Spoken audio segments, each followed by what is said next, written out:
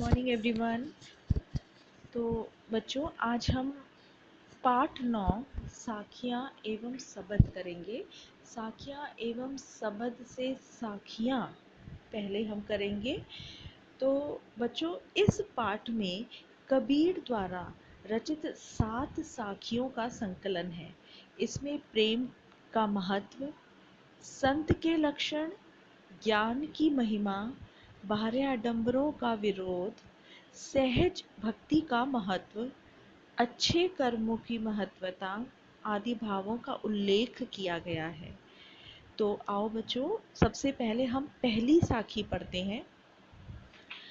मान सरोवर सुभर जल, हंसा केली कराही, मुक्ता फल मुक्ता चुगे, अब उड़ी अनंत न जाही। यहाँ पर बच्चों, मान सरोवर जो है वो तिब्बत में एक बड़ी झील का नाम है, परंतु यहाँ पर मन रूपी सरोवर अर्थात हृदय को कहा गया है। सुभर अच्छी तरह से भरा हुआ, हंस का अर्थ है हंस पक्षी, जो एक जीव का प्रतीक है।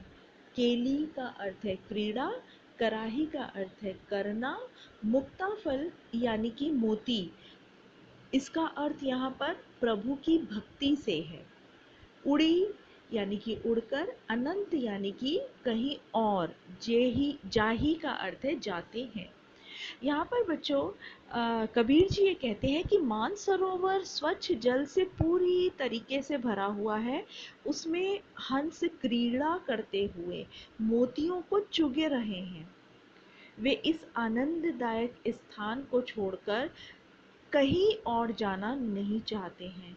अर्थात इसका आशय यह हुआ बच्चों कि जीवात्मा जो है वो प्रभु भक्ति में लीन होकर मन में परम आनंद का सुख लूट रहे हैं और वे स्वच्छंद होकर मुक्ति का आनंद उठा रहे हैं। मोती चुगना यानी स्वच्छंद होकर मुक्ति का आनंद उठा रहे हैं। वे इस सुख को छोड़कर कहीं और जाना नहीं चाहते हैं। तो यहाँ पर बच्चों, मानसरोवर का प्रतीक जो है वो मनुष्य का मन रूपी सरोवर है, और इस मन रूपी सरोवर में प्रभु की भक्ति का आनंद का पवित्र जल भरा हुआ है। तो अब आपको समझ आ गई होगी।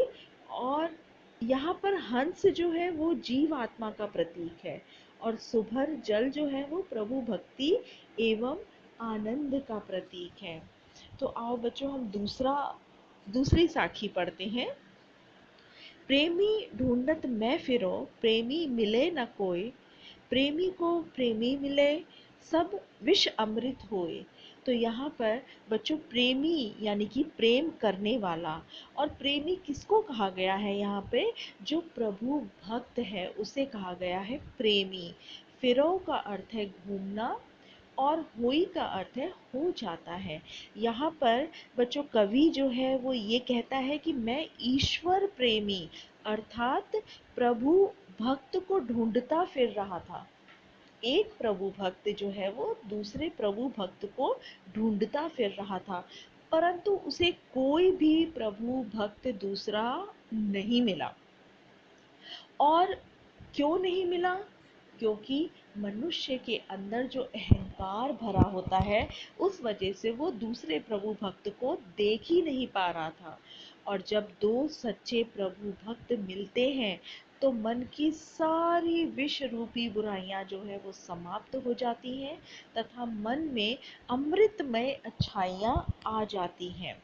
अर्थात यहाँ पर जो मैं शब्द है बच्चों, जैसे यहाँ पे लिखा है, मैं प्रभु को ढूंढ रहा था पर प्रभु की प्राप्ति नहीं हो रही है।